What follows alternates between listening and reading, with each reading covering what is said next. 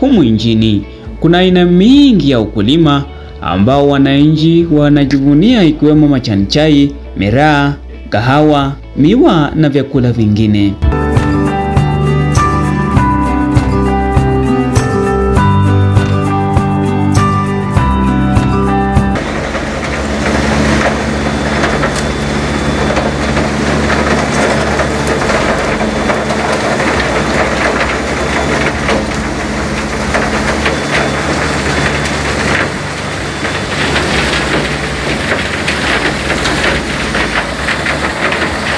Katika eneo la magharibi mwa Kenya, kilimo cha miwa kimekuwa cha kipekee kwa wakulima wa eneo hilo kutokana na wingi wa mashine ya kutengeneza sukari, ila wakulima wa eneo hilo wameanza kuchukua mkondo tofauti na kuanza kilimo cha avocado aina ya Hass.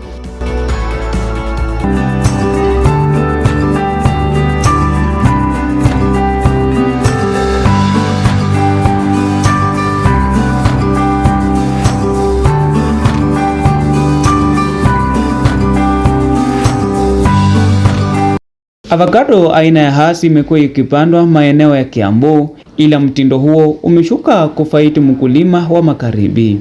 Leo nimetembelea wakulima wa kilimo hiki na kuandaa makala kuhusiana na maandalizi ya shamba kwa mkulima anayepanda avocado.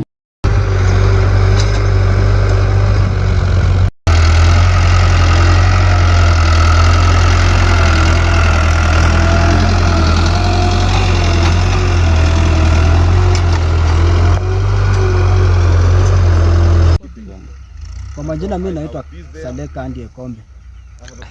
Mimi nafanya kazi na watu wa Sisi Village, najulikana kama Field Agent Officer Ogalo. Kazi mimi nafanya kazi ya kusimamia shamba, kutembelea wakulima, na tuko hapa na shamba yetu ambayo tunatayarisha kupanda avocado. Hii shamba ililima mara ya kwanza. Sasa ikawa imelima mara ya kwanza, turudie mpaka kwenye mchanga utakuwa soft. Unapoanza kulima avocado aina ya Hass unahitaji shamba kiasi chochote, kwani mti wake hauhitaji nafasi kubwa kuzaa matunda yake.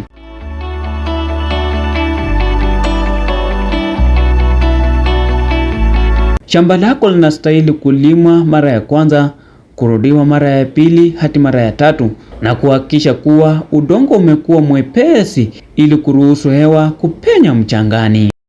Panga shamba kulingana na kwenye.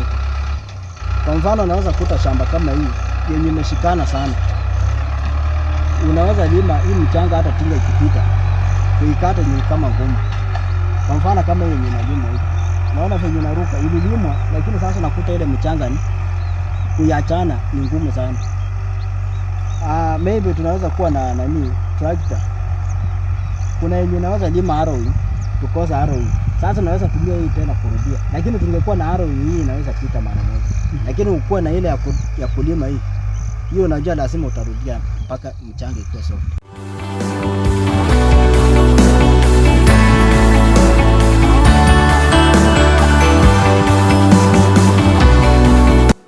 Baada ya kulima shamba lako, unahitaji kurudisha mchanga wako pamoja kwa kutengeneza laini zilizonyooka zenye upana wa mita 2, huku ukipima mita 5 kutoka kwa laini hadi nyingine na mita 1 kutoka chini kuenda juu. So I need to understand how do I develop the farm just to make sure I'm getting straight lines, I'm getting my beds right, I'm getting 4 to 4, I'm getting 5 to 5, maybe tree to bed 5 or 6 meters, na tree to tree is here and there. So zile nawaambia kwa SMS ama kwa message, tree to tree nasemanga hapa na pale. Mark these I don't know what. Yeah. Tree to tree is 4. Bed to bed inaanzia mahali mti iko up to the next tree must be 5 or 6. Are you together?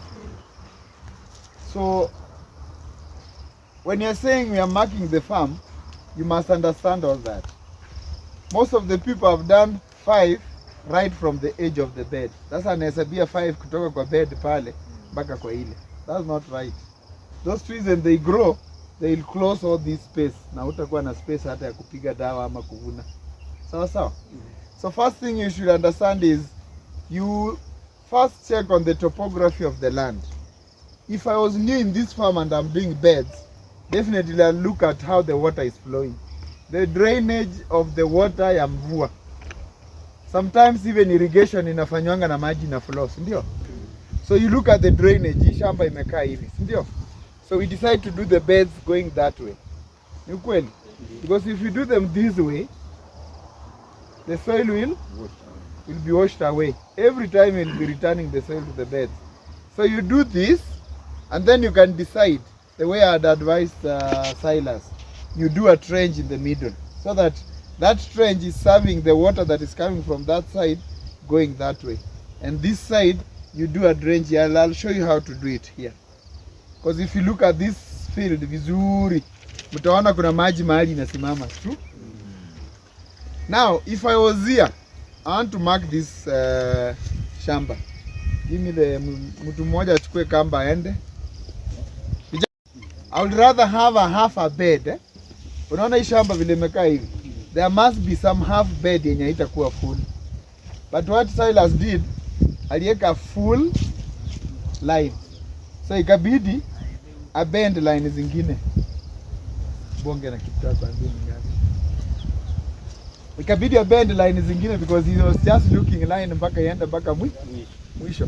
But now I want this guy to go, assuming they are not trees, how you are supposed to do it. And Silas, I'm teaching you this because you have a farm that you are going to develop, sindio? Yako mwenyewe. Na uko na watu wengine pia utafanyia huko, sindio? So the reason as to us, we are just trying to see how you could have done it, is also for you to understand, supposing I'm starting a farm, ndafanya aje ndio nipate straight lines, and the shamba should be like in a very proportional way. So unaona? So hii shamba unaona imeenda hivi. So you can do lines going that way, but also getting those dimensions na diagonals hapo itakusumbua, si ndio? So you must get this, and then you start now getting your beds right. Ni kweli. So the other thing is, when you're going to start a farm, one, na muandike, mimi sitarudia kuambia, lazima ukuwe na hii kamba.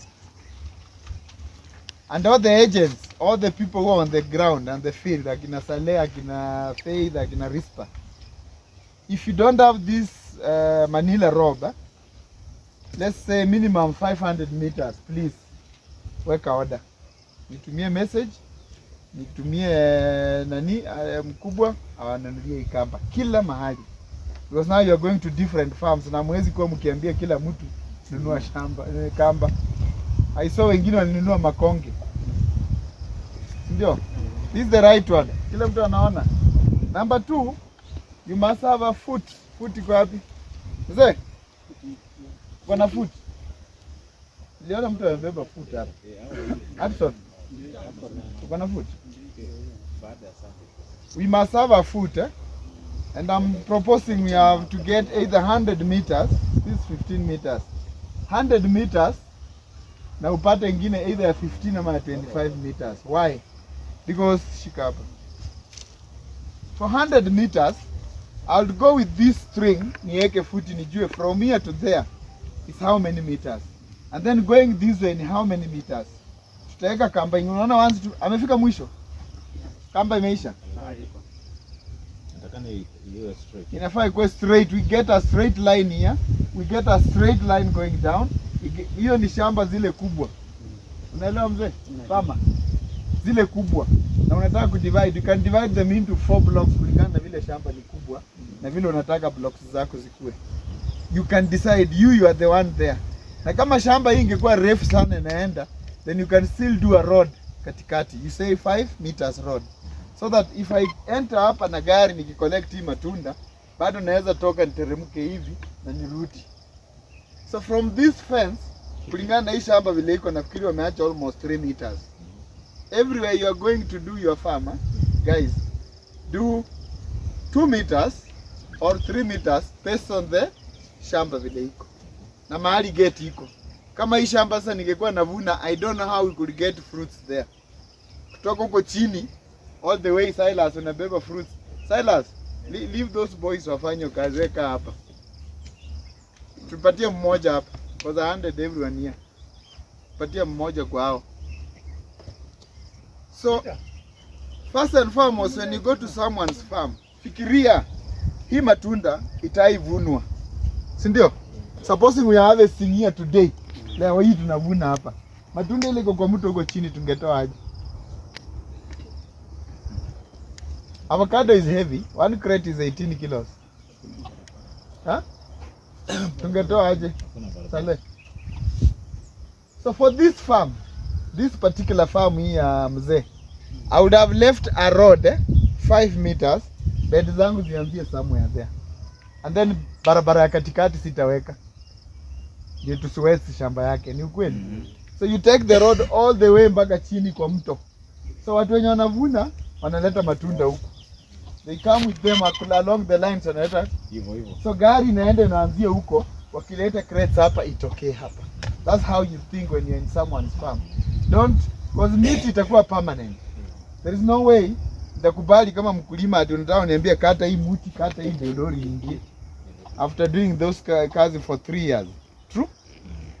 First and foremost, infrastructure.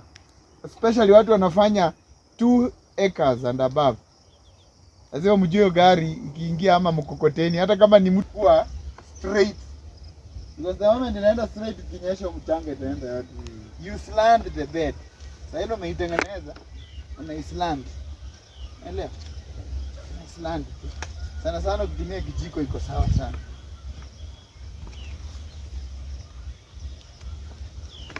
So unajaza kama hii kamuti, hii ni kujaza yote kuje. Yeah. And what I would propose nani? No hii mti. Itoe tengeneza bed hapa saa hii. Unaendanga ikijaza or choka. Nimeona wengine wanatumia choka, but choka most of the time ukinyesha inapotea. Sawa? So you use the kamba up to that raised bed. Amisha hii kamba, enda kwa next one. The bed will be straight and very fine and very uniform. Umeelewa? Wazee, ni mmeanza bed? Mmeanza? Masena? You are starting very soon. Sasa ndio tunaanza. Ndio. So Masena, I think you have a very big land than even in Kakamega hata inako ili kupanda avocado. Ndio. So, that is it. Now,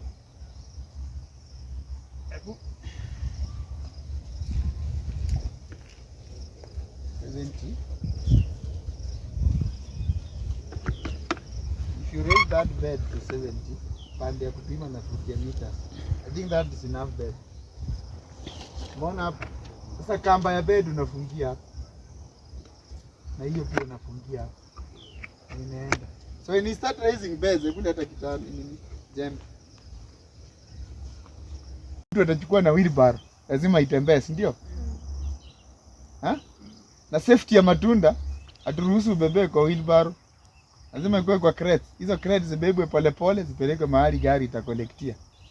For this shamba I would have even proposed where we have a shed, collection shed.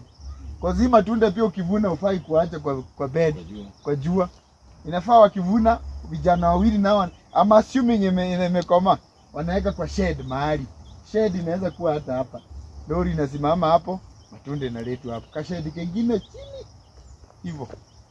So anytime you are marking, if I was marking this shamba, I would have taken 6 meters ama 5. Na hapo chini niweke mahali gari inaweza tania ikirudi sasa ikisha collect. These are a lot of fruit. Are we together? You've done that. Number 2. Is this a straight line? Dunga hiki kijiti. Jana.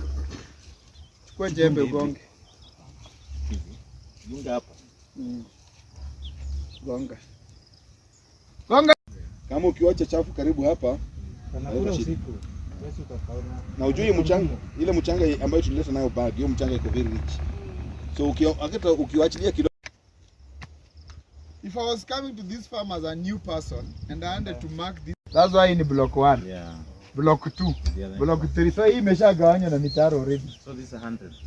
This can be 100 or 70 based on the land. Na unajua kuna shamba ingine utaenda upata hata haifiki hiyo 70. Haifiki hata 100. Ama inapita. That's why I'm proposing kila mtu akuwe na foot ya 200 meters. Ikipita the moment utapata ni 200 ama 270, put a road. Why? Because nikiingilia hapa hata kama ni kitu navuna Nikifika pale nafaa nifike kwa hiyo barabara niende hivi na nirudi hivi. So put a road 5 meters katikati ya 70 na 70. So that hii ni block moja, ile ni block moja. Ukienda hivyo labda upate hapo katikati tena ugawe block nyingine moja moja. So kama hii shamba ingekuwa inapita kwa hiyo inaenda tena another 70, I'll do one block, second block, third block, fourth block barabara katikati, na hapo chini pia utaweka barabara ya kushika huko. So you just do a plus. Sometimes you do even an S kulingana na vile shamba hii. Sawa? Because kumbuka hizi zote ni barabara, naweza ingilia hapa nitokee huko. Ama niingilie hapa nifike hapa katikati ni decide naenda chini. Sawa? If I was dividing this farm, that's what I would do. I will not put a road there of course because hapa ni karibu. I'll do a road all the way mpaka chini. Then nifike mahali niseme shed, nianzie bed yangu ndani kidogo. Tena chini shed, bed. Tena huku juu hivyo. Yeah. Maybe hapa ingekuwa na shed moja, hapa shed mbili. Sawa? For infrastructure na quality ya matunda. Remember, what we are doing in Western is to get a standard of export. We don't want to do things locally. Mahali lori itakuja, watu wamebeba matunda, mvua inanyesha, imeharibika tena, when it gets to the pack house, yote imekuwa reject. Na tunajua tuko 400 kilometers from the first pack house. Before we get our pack house here, lazima matunda ikuwe quality. Ndio? So once you have done that, are we in agreement? These are straight lines. Ndio? Now, what happens to that portion of land? Kuna mtu aliniuliza hiyo kwa WhatsApp. What happens to this part? Mnaona kapati kamebaki hapa? Nini inafanyika hapa? You go with this string. Ukishapata hii line, enda pale. Make hapo zitatoka kama line 3 straight. But they'll not have full trees. Zitakuwa labda line ya kwanza ukijana akitonga 5 meters, itakuwa labda na miti 7. Ya pili kwa na miti kama 3. Those are still your bed. Hapa utapata bed because kuna hii miti.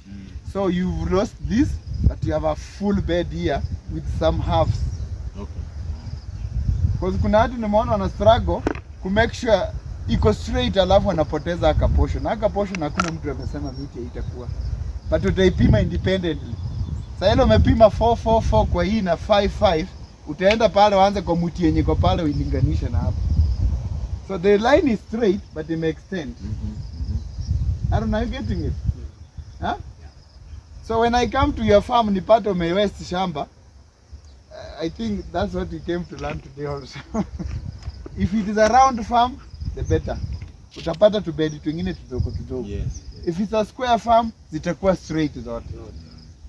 If it's a long farm more than one acre, imeenda 200 meters divided in 2 blocks. Block ya kwanza weka barabara yake 5 meters katikati hapo.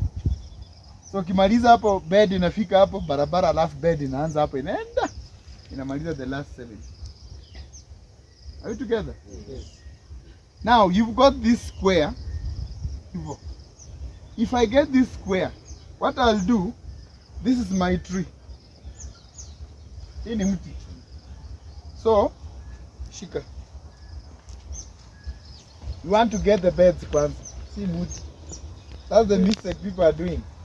We are going to pima 4-4 na tujapata beds. Unaelewa? So if this is my bed, this is my meter iko wapi? Hii ni meter. Hii ni feet. Hapo meter. Ndio. How do you pima this thing? Unapimia, kuna watu wengine kwa shamba wanapimia hapa, wengine wanaanzia hapa. Hapa. That should be a standard because the moment utachukua tuseme umehaya casuals, casual mwingine alishikia hapa, ukachukua mwingine wewe akaenda lunch ama kujisaidia, yeye akaanza hapa. Si umepotea already? Yeah? So what you need to do also before you start pimaring, ambia watu wako foot yako nataka ishikiwe hapo. When you say 4 meters, are you starting here or here? You should define that. Because kuna watu wewe utaenda hata lunch na waambie endeleeni kupima. Upate vitu imepotea yote. Because sawa naanza hapa, wengine wanaanza hapa. Now go 5 meters. Straight. Assume kuna line hapa straight pia uzi. What is 5 meters?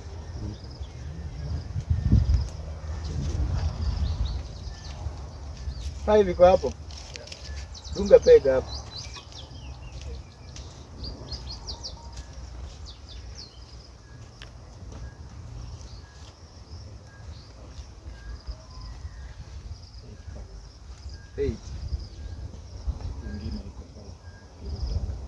Eight inakuanga ngapi? Estimating. Unaona gunia na ukipima inaweza kupatia number of pieces. Nitakwambia vile inafaa kuwa na estimate. So that is 5. Ni kweli? So this is where muti inapandwa. Nataka mshike vizuri. Hapo ni mahali muti itapandwa. Sawa sawa? Come back. Hiyo kitu. Ndanje toka. Nakuja huko. Weka pega hapo. Weka pega nini?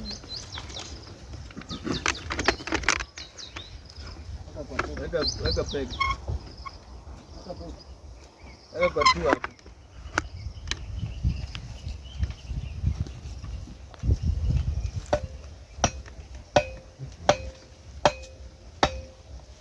Ndio. Gonga.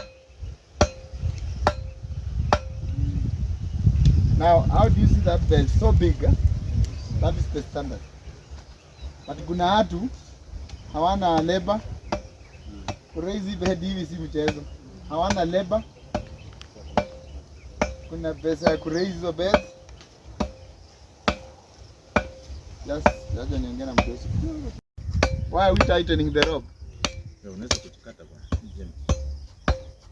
Tosha hiyo. Anaweza kuchikata. Kwa nini tuna tighten hii kamba ikuwe tight? You are doing how much hapa Sale? 50.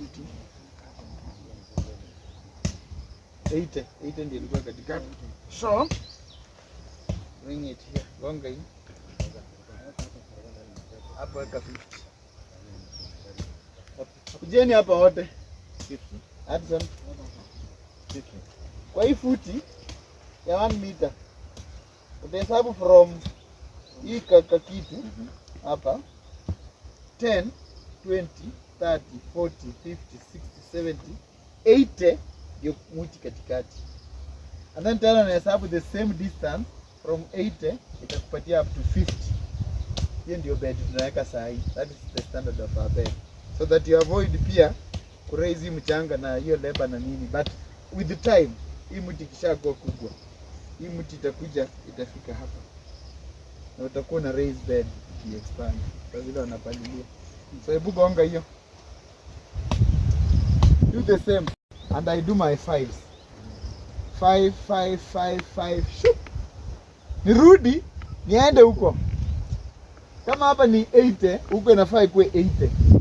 Don't mind about the land that is being left this side and that side. Get the squares first.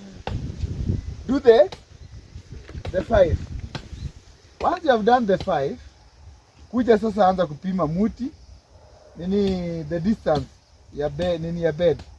Muti kwe katikati. Do the same that side. Chukua kamba funga hapa. Funga hapo. Mpaka huko. Hiyo kamba, because you are raising beds 1 meter, put it somewhere here. Uliweka 70 or 90? 70. Pima 70 kutoka chini, weka hapa. Anza ku raise bed zako. What this kamba is doing, assume ni hii kamba, hebu kuja huku. Assume hii ni kamba, utaiwekea huku because this will be your first bed. Sana watu wengi shamba mingi wana shida because hii first bed anga haina mchanga. But that side as you go, mchanga ya nusu hiyo inarudi, nusu hiyo inaenda huko. Ndio? So you raise your bed, una raise kabisa na bed haifai kuwa straight. Because the moment inaenda straight ikinyesha mchanga itaenda yote. You slant the bed. Sasa hilo umeitengeneza, una slant. Elewa? Slant. Sana ukitumia kijiko iko sawa sana.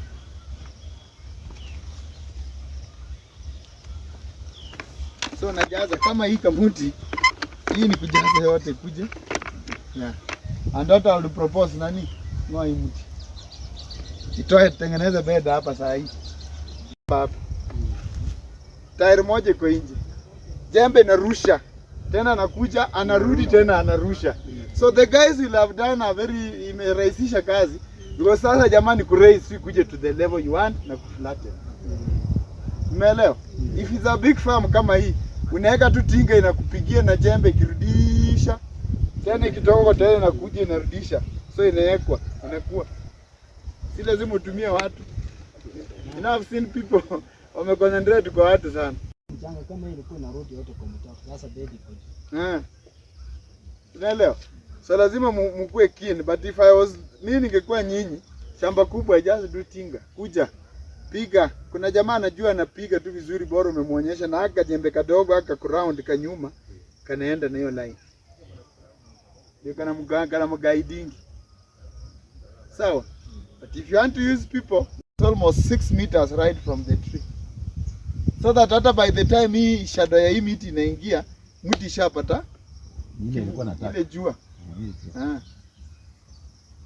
So I don't say they cannot be boundaries to protect windbreakers. Yes, these are good windbreakers, but you should also manage them. Kama hii branch imekuja huku, do you think it's going to cause a very big damage kwa ile mti itapandwa hapo?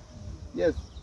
So east west, I think he was looking at the sun, and the sun has been taken care of by leaving this 5. Unaona hii mpaka pale, hii inakupatia enough space ya jua ikitoka huku na ikienda kuanguka huko, hii miti yote inakula jua. I think that's my first tree. If this bed was complete, let a footy pima 4. Kumaliza hii biashara mapema. Pima 4 meters. Weka kwa kamba. Weka peg. I think this is another area where we need also to check, because watu wanapotea sana kwa hiyo ni 4. Piga peg. Straight. Now, make sure another thing, make sure you have got pegs. Sasa hilo naambia mtu wa prepare pegs kama ni mkulima umeambia na amekubali. Ajenge pegs zenye ziko uniform 1 meter. Sio vijiti vingine imekata kama ni mtu hii broadcasting. So hivyo unaona nikiwa hapa sasa, the next 3 hebu pima ingine, pima 5 ingine, pima 4 ingine. The next 3 should be in line with this, should be in line with that. Even ndio farm sasa nataka mkienda chunio, that's what you should be observing. So, but now the problem is, Saleh, unaona hata nikisimama kwa hii, problem yangu ni hii kijiti haiko sehemu na hii. Sawa, weka tupime 4 hapo tuone. So kamba tena chini na huko. Sawa. Then here bed. Alafu sasa ile unapanda ndawaonyesha pia. Sasa ile unapanda hii kamba usitoe. Utakuja weke kamba ingine hapa. Hii tu. Utoe usongeshe, weke kijiti hapa ikuje ichezee kwa hii. Mahali zinapatana hapa hivi. Shup. Hapo ndio mti iko. So you do your knowing mti kwa hapo. Kwa sababu kuna watu utapatia pia wafanyikazi wengine wachimbe shimo. Badala ya kuweka atachimba shimo, yes, badala ya kuwekea mti hapa shimo, utawekea mti hapa. Ndio simuone hiyo shida. Sasa ile unapima mti, usipime na branch za juu, miti zingine zinameanga zinaenda ili hata zikiwa kwa siku. Pima na hii stem. Utajua iko line. Na kama imelema unairudisha, inakaa hii side imelema ndio ishike kama. Sawa.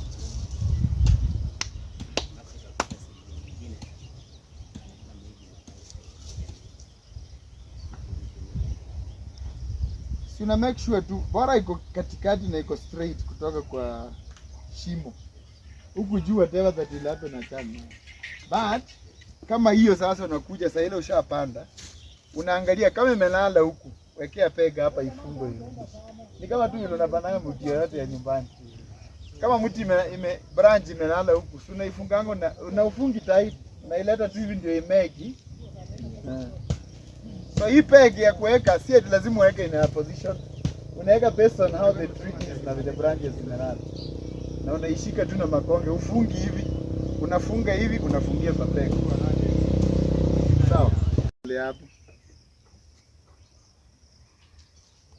Na the reason unaona mkulima, kwa nini wakulima wengi wanalia, ni juu ana imagine ati muti itakuwa hapa, nyingine pale, na akumbuki kuna bed. Unaelewa? Kwanza umeleta hii bed hapa na hapa na ile hapa na hapo, hii njia bado inabaki.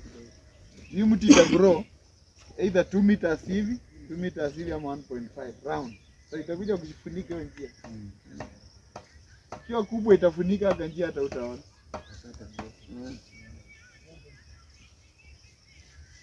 Nature ya mti. Ile mti imekaa so na design. So hizi peg utatupa zitakusaidia kusupport. Mpaka siku ile mti itashika sasa vizuri ndio utatoa hii peg.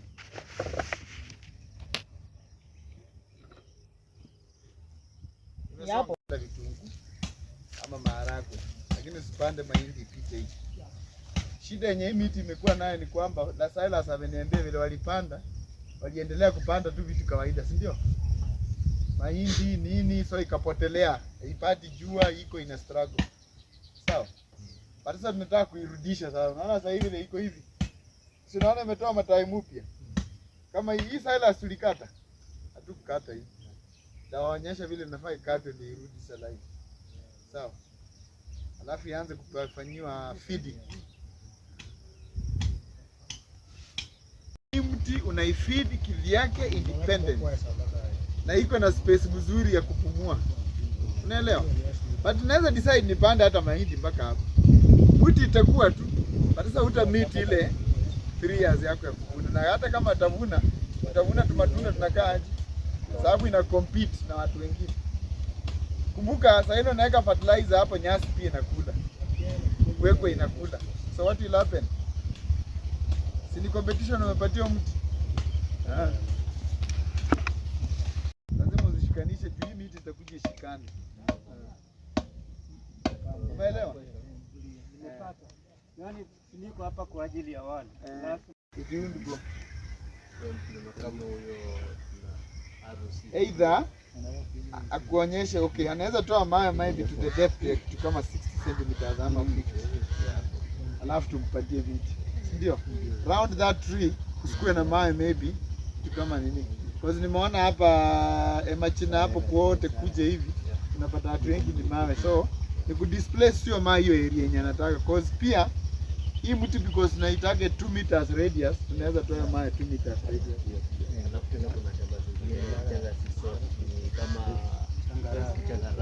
Hiyo iko sawa. What about niko na particles za mawe kubwa kidogo kama kokoto? Ile nini maram? Yeah, maram. Kuna mawe nyingi. Maram lazima tu raise. Kama sasa tume raise kwa huyu maram. The trees are doing good but ni maram ile iko na mchanga. So penetration iko sawa. Kuna maram mengine ni maram haina mchanga hata kidogo. Hiyo maram no. Hiyo maram huwezi. Kwa haina zile nutrients. Mchanga huu kutoka kwa laini kwenda kwa nyingine huacha nafasi katikati, nafasi ambayo mkulima atapanda vyakula kama vitunguu, nyanya, mboga na vyakula vingine. Now today we want to look at what standard means. These onions are here, no insects would attack my avocados because you can almost smell the smell of the onions, and the insects don't like that smell. So the onions are helping me. And the nematodes. Yeah, look, is it so? In the soil. Yes. It's more important even than the insects. The insects, seriously, yes. Yeah. Wow. That's what you want to avoid.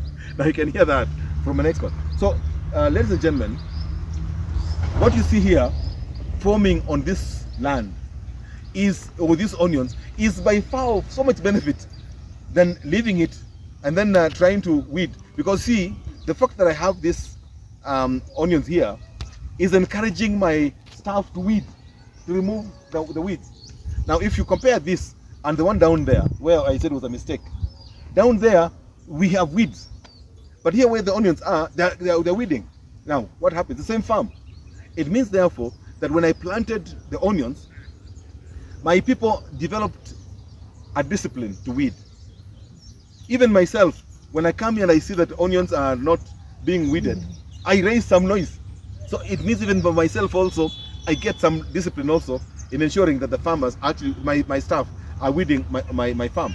Now, if I have weeds here, those weeds are just eating my soil. And then those weeds are inviting insects. And then, like also Bonacadima is saying, the nematodes are all over the place. But these onions now are assisting me. If I want to cook, I want to sell some, I just come here, pick them and I sell them. Now, this farm, for 3 years or 2.5 years, while I'm waiting for the fruit, this farm is feeding me. I don't have to worry about even the stuff. In fact, now that you think about it this way, yeah. I would advocate that we plant fruits, and they're not like attacking your fruits, your trees. So put onions here, put onions there, put onions all over the place. They'll help you, and so it gives you money to pay your workers. So you don't have to, your farmers now, your people you're engaging with, they don't have to get money all the time to pay your staff, because the onions are giving out the money. So today, the onions, any marketplace by the way in Western, go to any marketplace and ask the farmers where, rather people selling the onions, where they're coming from. Today you bought some onions, right? At Matunda. Where did they say they come from? Yes. And by the way, yes, Kinangop. I can tell you, the onions we have from Western here, vegetables, go to Cheptulu here, is on market day. They'll tell you, those things come from Kinangop. Now, the thing is, here we are in Western, getting onions and cabbages from Kinangop, surely. And these tomatoes, please go over to any market, Kimilili, Huko, Wapi, Huko. You'll find on market day, a lorry is then people are buying direct from their own lorry. Where are they coming from? In Kinangop. Now, ladies and gentlemen, as ambassadors, you must assist Western and Nyanza to now stop being a net importer of everything, and we must become a net exporter of everything. Today, Mr. Timothy is right here, Mugendi. Mugendi is exporting seedlings from Muranga because we don't have enough seedlings here just yet. We must stop him from importing seedlings, giving seedlings to us here. We must now become, as exporters, supposed to take seedlings to Muranga. And the only way you can do this, gentlemen and ladies, is when you, as ambassadors, are working. We want you to create enough numbers and then invite CC Village Produce and say, please, I think we now need another nursery in Matunda somewhere, or Moit Bridge. We now need another nursery somewhere in Chakalini or whatever else places. We want to have another nursery in whatever place. Invite CC Village Produce, because you have done enough work to warrant another nursery in those places. Then we will stop him from giving us seedlings from Muranga. We will then start having seedlings ourselves here. Now, I'm saying this on a light note, but the truth of the matter is that Mugendi here, he is here for that business. He is here to make sure that all the seedlings we have in this place eventually are coming from here. Now, this is what we want to be able to do. And so we want to ensure that vegetables like onions and everything else, we're no longer importing them from other places, that we are the ones exporting to other places of the country. Because look, if you look at those places, the amount of shambas they have may not even be anything bigger than what we have. And then the amount of rainfall, maybe they only have rainfall so much season, and we have so much good rain, we have so much good soil. In fact, the people working in Kinangop, if you go there, you'll find the people from Western. I can tell you, Muranga got 9 billion Kenya shillings last year in Hass avocado export. The people who work in Muranga are from Western. And so we must now turn the narration from what we are used to now something different. In another 3 years' time, ladies and gentlemen, as ambassadors, if you do what you must do without compromising the standards, we will change the narration. We will be the reference point. It will no longer be said that Muranga is giving 9 billion Kenya shillings, getting 9 billion Kenya shillings. It will be told that Vihiga is getting 15 billion Kenya shillings from the export of avocado because of the work you people are doing. And the entire West Kenya region, Nyanza region now, should be the story that the rest of the country is coming to study and to say, how did they do it? Because you, the ambassadors, have done it. And you have what it takes to do it. And so we want to see whether the narration can change. It can only change whether yourself, as an ambassador, is doing it. And so you have what it takes, ladies and gentlemen, to do it. And all you have to do is to keep the standards. The farmers will come over and tell you they want beach corners. Please tell them to stop it. Let's keep the standards. Simple. We keep the standards, we'll get there. And so we have no other choice but to make sure that we get there. I can tell you in places, one of the partners we have, they are putting up, they about, not last year, but the year before last year, they have 450 acres of Hass avocado in Mwiga, Nyeri. And for the whole of last year, not single drop of rainfall in Mwiga. I don't know whether finally it will ever come, but just that it has not. What they have introduced to completely irrigate it all the time. Here, we have the tanks there, and we have water coming from that side. I have even stopped pumping because there's so much rain coming now. Now, this is the difference between us and places like Mwiga. Why are they having to invest so much money in water when we don't even have to invest in water? Because this thing, by the way, is sure. This avocado thing is not a game. It's not a fluke. It is real. What we must do as ambassadors is to get out there and tell the farmers they can do it, because elsewhere it's being done. And so we are having onions to help us.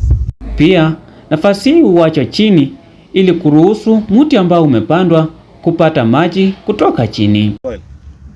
But because of the ridges, I control the water. It only comes from here to this place, and I control it. And then again, the water comes from there to the other ridge. I control it. This way, I am actually able to maintain the quality of my land, because the erosion is not as heavy as it would have been if the water was coming from up there and just flowing down, because we have so much rain here. Even in areas where you don't have as much rain, one time that rain comes, inanyesha kunyesha, it comes down big time. At the end of the day, the damage it causes on that one day of rain is too much damage. And that's why the ridges will help you manage that farm on that worst day when it comes down raining too much. And so this is a good example of why the ridges are supportive. Now, these onions we planted some time back, and they did so well on all this, wherever you see there, were all onions. We sold so many onions. Now today, whatever onions I'm planting, I'm just getting from here again. You know, all this is so much now onions now, which I'm able to expand and now put in the entire farm. Now, when you as ambassadors encourage your farmers to plant onions, in fact, all these ought to have been gapped. They ought to have been gapped so that you have onions close by.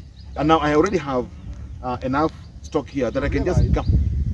But my systems are not as effective, and therefore I must go back to my system and ask my system what's happening, because they're not doing as well.